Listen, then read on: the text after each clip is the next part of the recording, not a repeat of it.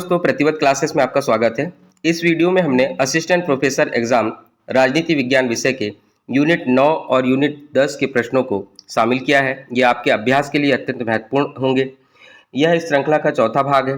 तो चलिए आरंभ करते हैं बिना देरी किए हुए। आज का हमारा पहला प्रश्न है, मध्य प्रदेश के क्षेत्रीय दलों में शामिल नहीं है। आपको बताना है वे दल जो मध्य प्रदेश के क्षेत्रीय दल में शामिल नहीं है। Option A Bharat Adivasi party, option B SAPAKS party, option C Gondwana Gantantra party और ऑप्शन डी शिवसेना। दोस्तों, सही उत्तर हो जाएगा option number D Shiv Sena. Shiv Sena Madhya Pradesh का क्षेत्रीय दल नहीं है, ये महाराष्ट्र के क्षेत्रीय दल से संबंधित है। वहीं बात करें तो भारतीय आदिवासी पार्टी, सपाक्स पार्टी और गोंडवाना गणतंत्र पार्टी ये मध्य प्रदेश के क्षेत्रीय दलों में शामिल हैं। अगला प्रश्न है, मध्य प्रदेश को अपनी सांस्कृतिक विविधता के कारण प्रायः किस नाम से भी जाना जाता है। आपको ऑप्शन दिए हैं, ए सांस्कृतिक प्रदेश, बी संस्कार धानी, सी लघु भारत और डी संस्कृति का मिलन स्थल। तो दोस्तों, इसका सही उत्तर हो जाएगा ऑप्शन नंबर सी लघु भारत। मध्य प्रदेश को अपने सांस्कृतिक विविधता के कारण प्रायः लघु भारत के नाम से जाना जाता है। अगला प्रश्न है, मध्य प्रदेश के गठन के पश्चात प्रथम गैर कांग्रेसी सरकार के मुख्यमंत्री बने थे। आपको यहां बताना है कि पहली गैर कांग्रेसी सरकार के मुख्यमंत्री कौन थे। Option A Sunderlal Patwa, B Uma Bharti, C Kailash Chandra Joshi और डी गोविंद नारायण सिंह। इसका सही उत्तर होगा option number D Govind Narayan Singh. Madhya Pradesh के गठन के बाद में यानी 1956 के बाद में प्रथम गैर कांग्रेसी सरकार के मुख्यमंत्री गोविंद नारायण सिंह बने थे। गोविंद नारायण सिंह पहले कांग्रेस में थे। इन्होंने कांग्रेस को छोड़ा और छोड़ने के बाद में लोक सेवक दल बनाया। फिर उसके बाद में एक संयुक्त विधायक दल का गठन हुआ और जुलाई 1967 से मार्च 1969 तक गोविंद नारायण सिंह के नेतृत्व में मध्य प्रदेश में एक नई सरकार बनी थी जो कांग्रेस से संबंधित नहीं थी। अगला प्रश्न है, मध्य प्रदेश के गठन के पश्चात प्रथम गैर कांग्रेसी मुख्यमंत्री बने थे। इससे पहले हमने सुंदरलाल पटवा के बारे में पढ़ा, क्षमा चाहेंगे, इससे पहले हमने गोविंद नारायण सिंह के बारे में जाना। गोविंद नारायण सिंह प्रथम गैर कांग्रेसी सरकार के मुख्यमंत्री थे। अब आपको बताना है प्रथम गैर कांग्रेसी मुख्यमंत्री कौन थे। Option A Sunderlal Patwa, B Uma Bharti, C Kailash Chandra Joshi और डी गोविंद नारायण सिंह। दोस्तों, इसका सही उत्तर हो जाएगा ऑप्शन नंबर सी कैलाश चंद्र जोशी। मध्य प्रदेश के गठन के पश्चात यानी 1956 में जब मध्य प्रदेश बन चुका था उसके बाद में पहली बार कोई गैर कांग्रेसी मुख्यमंत्री बने थे तो वो थे श्री कैलाश चंद्र जोशी जी। ये 1977 से लेकर 1978 तक जनता पार्टी सरकार के मुख्यमंत्री रहे थे। इससे पहले हमने जो क्वेश्चन किया था उसमें गोविंद नारायण सिंह गैर कांग्रेसी सरकार के मुख्यमंत्री तो थे, लेकिन वापस से वो दल खत्म हो जाता है, इनका दल विलोपित हो जाता है और उसके बाद में कांग्रेस में शामिल हो जाते हैं। अगला प्रश्न देखेंगे, मध्य प्रदेश में भारतीय जनता पार्टी के प्रथम मुख्यमंत्री रहे हैं। Option A Sunderlal Patwa, B Kailash Chandra Joshi, C Shivraj Singh Chouhan और डी बाबूलाल गौर। इसका सही उत्तर हो जाएगा option number A Sunderlal Patwa. Sunderlal Patwa 20 जनवरी 1980 से 17 फरवरी 1980 तक भारतीय जनता पार्टी के प्रथम मुख्यमंत्री के रूप में मध्य प्रदेश में रहे हैं। अगला प्रश्न देखेंगे, मध्य प्रदेश के कौन से ऐसे नेता थे जो मुख्यमंत्री पद पर ना रहते हुए भी सदन के नेता थे। Option A Govind Narayan Singh, B Vijayaraje Scindia, C Motilal Vora और डी वीरेंद्र कुमार सकलेचा। तो दोस्तों, इसका सही उत्तर हो जाएगा option number B Vijayaraje Scindia. आपको बताना चाहेंगे प्रायः सदन का नेता वही होता है जो बहुमत दल का नेतृत्व करता है और उसके बाद में मुख्यमंत्री के पद पर होता है। यानी मुख्यमंत्री का पद पर रहते हुए भी जो सदन का नेता बना था वो विजयाराजे सिंधिया थे। विजयाराजे सिंधिया ने चतुर्थ विधानसभा में सदन के नेता के रूप में अपना कार्य दिया था। जनसेवा की दृष्टि से इन्होंने मुख्यमंत्री का पद को छोड़ दिया था और इस समय पे गोविंद नारायण सिंह मुख्यमंत्री बने थे। 1967 से लेकर 1972 तक ये मुख्यमंत्री रहे थे। अगला प्रश्न देखेंगे, मध्य प्रदेश की राजनीति में कौन से मुख्यमंत्री रहे जिन्होंने 4 बार इस पद को ग्रहण किया। तो आपको ऐसे मुख्यमंत्री का नाम बताना है जिन्होंने मध्य प्रदेश में 4 बार मुख्यमंत्री के पद को ग्रहण किया। Option A Bhagwant Rao Mandloi, B Kailashnath Katju, C Shivraj Singh Chouhan और डी अर्जुन सिंह। इसका सही उत्तर होगा दोस्तों option number C, Shivraj Singh Chouhan. Shivraj Singh Chouhan इकलौते ऐसे व्यक्ति हैं जिन्होंने मध्य प्रदेश में मुख्यमंत्री के पद पर 4 बार पद ग्रहण किया, यानी 4 बार मुख्यमंत्री बने। इसके अलावा अगर हम अर्जुन सिंह की बात करें तो ये 3 बार मुख्यमंत्री के पद को इन्होंने ग्रहण किया था। भगवंत राव मंडलोई और कैलाशनाथ काटजू ने 2-2 बार मुख्यमंत्री के पद को ग्रहण किया था। अगला प्रश्न देखेंगे, मध्य प्रदेश में भारतीय जनता पार्टी की सरकार सर्वप्रथम कब बनी? ऑप्शन दिया है ए 1967, बी 1977, सी 1980 और डी 1998। दोस्तों इसका सही उत्तर हो जाएगा ऑप्शन नंबर सी 1980। 1980 में मध्य प्रदेश में भारतीय जनता पार्टी की सबसे पहले सरकार बनी थी। अगला प्रश्न है, मध्य प्रदेश की 16वीं विधानसभा तक कितनी बार गैर कांग्रेस सरकार बन चुकी है? तो पहली बार हमने देखे, पहली बार जो गैर कांग्रेसी सरकार बनी थी, ठीक है, उसके बाद में पहली बार जो बीजेपी की सरकार बनी थी वो 1980 में बनी थी। लेकिन अगला प्रश्न ये है कि 16वीं विधानसभा तक यानी अभी वर्तमान तक कितने बार गैर कांग्रेसी सरकार बन चुकी है? आपको ऑप्शन दिए हैं, ऑप्शन है 4 बार, बी 5 बार, सी 6 बार और डी 8 बार। इसका सही उत्तर होगा दोस्तों ऑप्शन नंबर डी 8 बार, यानी 16वीं विधानसभा कंप्लीट होने तक गैर कांग्रेसी सरकार 8 बार मध्य प्रदेश में बन चुकी है। अगला प्रश्न देखेंगे, वह दल जो यथास्थिति में विश्वास रखते हैं और वर्तमान स्थिति में परिवर्तन के समर्थक नहीं होते हैं क्या कहलाते हैं? तो यहाँ पे दलीय व्यवस्था के बारे में प्रश्न है कि ऐसे दल के बारे में आपको बताना है कि जो यथास्थिति में विश्वास रखते हैं और वर्तमान स्थिति में किसी प्रकार के परिवर्तन का समर्थन नहीं करते हैं, इन दलों को क्या कहा जाता है? ऑप्शन ए प्रतिक्रियावादी दल, ऑप्शन बी उदारवादी दल, ऑप्शन सी रूढ़िवादी दल और ऑप्शन डी है सुधारवादी दल। इसका सही उत्तर होगा ऑप्शन नंबर सी रूढ़िवादी दल। ऐसे दल जो यथास्थिति में विश्वास रखते हैं, वर्तमान स्थिति में परिवर्तन के समर्थक नहीं होते हैं, वे रूढ़िवादी दल होते हैं।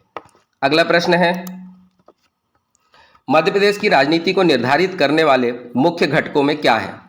तो मध्य प्रदेश की राजनीति को ज़्यादा प्रभाव किन किन घटकों से होता है, उन घटकों के नाम दिए हैं। तो आपको बताना है निर्धारित करने वाले प्रमुख घटक क्या हैं। ऑप्शन ए खनिज संसाधन, बी मानव संसाधन, सी जल संसाधन और डी उपरोक्त सभी। तो दोस्तों इसका सही उत्तर हो जाएगा ऑप्शन नंबर डी उपरोक्त सभी, यानी ये सभी प्रकार के संसाधन जो भी हैं वो मध्य प्रदेश की राजनीति को निर्धारित करते हैं। अगला प्रश्न देखेंगे, निम्न में से कौन सा दबाव समूह का प्रकार नहीं है? आपको बताना है दबाव समूह के प्रकार में क्या नहीं आता है। ऑप्शन ए श्रमिक संगठन, बी व्यापारिक या धार्मिक संगठन, सी कर्मचारियों का संघ और डी कोई स्पोर्ट्स फेडरेशन। इसका सही उत्तर हो जाएगा ऑप्शन नंबर डी कोई स्पोर्ट्स फेडरेशन।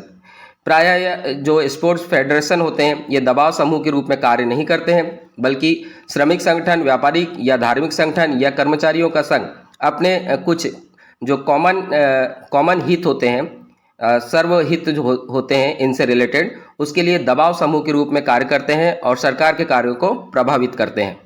अगला प्रश्न देखेंगे, 1951 में भारतीय जनसंघ के संस्थापक थे। तो 1951 में भारतीय जनसंघ की स्थापना होती है, इसके संस्थापक का नाम बताना है। Option A Atal Bihari Vajpayee, B Shyama Prasad Mukherjee, C Deendayal Upadhyay और डी कांसीराम। इसका सही उत्तर हो जाएगा option number B Shyama Prasad Mukherjee. 1951 में भारतीय जनसंघ के संस्थापक श्यामा प्रसाद मुखर्जी थे और 1980 के दौरान यही दल जो है वो बीजेपी यानी भारतीय जनता पार्टी के रूप में अस्तित्व में आया था। अगला प्रश्न देखेंगे, ऐसा राजनीतिक दल जो वर्तमान की तुलना में पिछले राजनीतिक पहलुओं का पक्षधर है तथा वह कार्य के पुराने तरीकों पर विश्वास करता है क्या कहलाता है? ऑप्शन ए सुधारवादी दल, बी रूढ़िवादी दल, सी प्रतिक्रियावादी दल और डी उदारवादी दल। इसका सही उत्तर हो जाएगा ऑप्शन नंबर सी प्रतिक्रियावादी दल। फिर से दोहराना चाहूँगा क्वेश्चन, ऐसा राजनीतिक दल जो वर्तमान की तुलना में पिछले राजनीतिक पहलुओं का पक्षधर होता है और वह कार्य करने के पुराने तरीकों पर विश्वास करता है, प्रतिक्रियावादी दल कहलाता है। अगला प्रश्न है, भारत में कुल कितने राष्ट्रीय राजनीतिक दल हैं? ऑप्शन ए 5 दल, बी 6 दल, सी 7 दल और डी 8 दल। दोस्तों इसका सही उत्तर ऑप्शन नंबर बी हो जाएगा। वर्तमान में भारत में 6 राष्ट्रीय राजनीतिक दल हैं। अगर इन 6 राष्ट्रीय राजनीतिक दलों की हम बात करें तो इसमें शामिल है भारतीय जनता पार्टी, भारतीय राष्ट्रीय कांग्रेस, भारतीय कम्युनिस्ट पार्टी मार्क्सवादी, आम आदमी पार्टी, बहुजन समाज पार्टी और नेशनल पीपुल्स पार्टी। अगला प्रश्न देखेंगे, आम आदमी पार्टी को कब राष्ट्रीय पार्टी का दर्जा चुनाव आयोग द्वारा प्रदान किया गया? ऑप्शन ए 10 अप्रैल 2023, बी 26 नवंबर 2012, सी 16 नवंबर 2016 और डी 24 जनवरी। दोस्तों इसका सही उत्तर ऑप्शन नंबर ए हो जाएगा। 10 अप्रैल 2023 को आम आदमी पार्टी को राष्ट्रीय पार्टी का दर्जा चुनाव आयोग के द्वारा दिया गया था। यह पार्टी 26 नवंबर 2012 को बनी थी और इसे 10 अप्रैल 2023 को राष्ट्रीय पार्टी का दर्जा मिल चुका है। अगला प्रश्न देखेंगे, राजनीतिक विश्लेषकों ने किस प्रकार के राजनीतिक दल को लेफ्ट साइड या वाम दल कहा है? तो आपको बताना है लेफ्ट साइड या वाम दल किसे कहा जाता है। ऑप्शन ए उदारवादी दल, बी प्रतिक्रियावादी दल, सी सुधारवादी दल और डी रूढ़िवादी दल। इसका सही उत्तर हो जाएगा ऑप्शन नंबर सी सुधारवादी दल। सुधारवादी दल ऐसे राजनीतिक दल हैं जिन्हें लेफ्ट साइड या वाम दल के नाम से भी बुलाया जाता है। अगला प्रश्न देखेंगे, युवा तुर्क शब्द जिसका प्रयोग 1970 के दशक में किया गया था क्या था? तो आपको बताना है युवा तुर्क शब्द का अर्थ जो कि 1970 के दशक में आया था, इसका अर्थ आप बताएंगे। ऑप्शन नंबर ए है तुर्क से आए हुए युवा राजनीतिक छात्रों का समूह, बी त्वरित आर्थिक परिवर्तन में विश्वास रखने वाले वामपंथी विचारधारा के युवा, सी नक्सलवाद से प्रभावित युवा समूह और डी ऐसे युवा राजनीतिक जिनका संबंध सरकार के विरोध से था। दोस्तों इसका सही उत्तर होगा ऑप्शन नंबर बी। युवा तुर्क उनके लिए उपयोग किया जाता है जो त्वरित आर्थिक परिवर्तन में विश्वास करते हैं और वामपंथी विचारधारा के होते हैं। ऐसे युवा व्यक्ति युवा तुर्क के रूप में जाने जाते हैं और इसका प्रयोग 1970 के दशक में बहुतायत किया गया था। अगला प्रश्न देखेंगे, भारतीय जनता पार्टी किस तरह का दल माना जाता है? ऑप्शन ए केंद्रीय दल, बी वामपंथी दल, सी दक्षिणपंथी दल और डी इनमें से कोई नहीं। दोस्तों इसका सही उत्तर हो जाएगा ऑप्शन नंबर सी दक्षिणपंथी दल। दक्षिणपंथी दल को प्रायः प्रतिक्रियावादी व रूढ़िवादी दल के रूप में भी जाना जाता है और भारतीय जनता पार्टी इसी तरह का दल माना जाता है।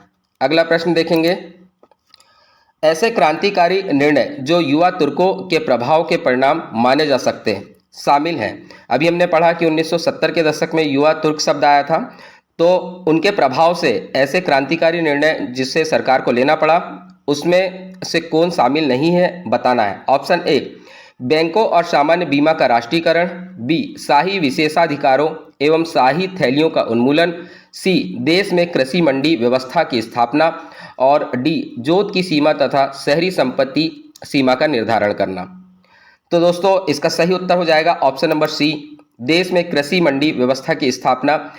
यह जो व्यवस्था है ये युवा तुर्कों के प्रभाव से नहीं हुई थी। इसके अलावा बैंकों और बीमा का जो राष्ट्रीयकरण किया गया था, सामान्य बीमा का, ये युवा तुर्कों के प्रभाव के कारण किया गया था। इसी प्रकार शाही विशेषाधिकार और शाही थैलियों का उन्मूलन, यानी कि यहाँ पे जो प्राचीन रियासतों के राजा महाराजा थे उन्हें एक प्रकार से पेंशन दी जाती थी, उनका उन्मूलन कर दिया गया था इन्हीं के प्रभाव से। और जो खेती के लिए यहाँ पर जोत की सीमा का निर्धारण और शहरी संपत्ति सीमा का निर्धारण भी युवा तुर्कों के प्रभाव के परिणाम माने जाते हैं। अगला प्रश्न देखेंगे, भारतीय राजनीति में 1960 के दौरान प्रचलित सिंडिकेट शब्द का क्या अर्थ है? ऑप्शन ए दक्षिणपंथी विचारधारा के नेताओं का समूह, बी प्रभावशाली कांग्रेस दल के नेता जिन्होंने मिलजुल कर नीति निर्णय को प्रभावित किया, सी एक राजनीतिक दबाव समूह का नाम और डी वामपंथी विचारधारा के संगठित गुट का नाम। दोस्तों सही उत्तर हो जाएगा ऑप्शन नंबर बी जो सिंडिकेट शब्द है वो एक राजनीतिक दबाव समूह का नाम है। सिंडिकेट शब्द 1960 के दौरान प्रचलित हुआ था। यहाँ पे कुछ प्रभावशाली कांग्रेस दल के नेता थे जो मिलजुल करके कांग्रेस की सरकार की नीतियों को प्रभावित करते थे और उन्हें ही सिंडिकेट कहा गया था। अगला प्रश्न देखेंगे, राजनीतिक दल लोकतंत्र की रीढ़ की हड्डी होते हैं, तो आपको बताना है कि यह कथन किसने कहा है। राजनीतिक दल लोकतंत्र की रीढ़ की हड्डी होते हैं, ये कथन किसका है? Option A Ivor Jennings, B Hoover, C Herman Finer या हर्बर्ट फाइनर है और डी है अर्नेस्ट बाकर। सही उत्तर हो जाएगा ऑप्शन नंबर ए आइवर जैगनिस। इन्होंने राष्ट्रीय राजनीतिक दलों को लोकतंत्र की रीढ़ की हड्डी माना है। अगला प्रश्न देखेंगे, भारत में किस प्रकार की दलीय प्रणाली पाई जाती है? तो भारत में कौन सी दलीय प्रणाली वर्तमान में है? ऑप्शन ए एक दलीय प्रणाली, बी द्विदलीय प्रणाली, सी बहुदलीय प्रणाली और डी एक दल वर्चस्व प्रणाली। तो दोस्तों इसका सही उत्तर हो जाएगा ऑप्शन नंबर सी बहुदलीय प्रणाली। भारत में विभिन्न प्रकार के दल हैं, जैसे हमने इससे पहले पढ़ा कि 6 राष्ट्रीय राजनीतिक दल हमारे यहाँ पे हैं, अलग अलग प्रकार के दल हैं, इसलिए बहुदलीय प्रणाली के अंतर्गत भारत में दलीय प्रणाली पाई जाती है। अगला प्रश्न देखेंगे, बीजेपी के गठन के पश्चात इसके प्रथम अध्यक्ष कौन थे?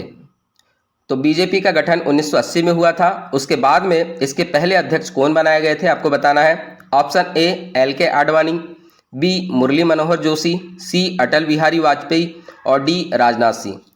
दोस्तों सही उत्तर ऑप्शन नंबर सी हो जाएगा, अटल बिहारी वाजपेयी। बीजेपी के गठन के पश्चात इसके प्रथम अध्यक्ष अटल बिहारी वाजपेयी बनाए गए थे।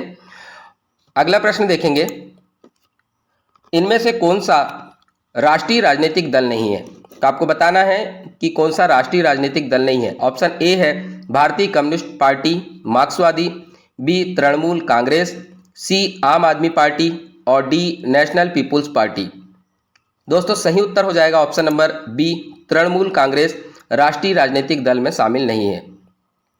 आपको बताना चाहेंगे कि केंद्रीय चुनाव आयोग ने राष्ट्रवादी कांग्रेस पार्टी यानी NCP जिसे और इसके अलावा तृणमूल कांग्रेस पार्टी TMC और भारतीय कम्युनिस्ट पार्टी CPI, इनको जो राष्ट्रीय राजनीतिक दल का दर्जा दिया गया था यह छीन लिया था।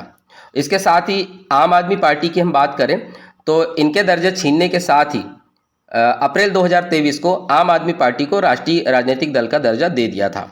अगला प्रश्न देखेंगे, मध्य प्रदेश राज्य की कार्यपालिका से संबंधित नहीं है, तो मध्य प्रदेश राज्य की कार्यपालिका से संबंधित कौन नहीं है बताना है। ऑप्शन ए महाधिवक्ता, बी महान्यायवादी, सी मुख्यमंत्री, डी मंत्री परिषद।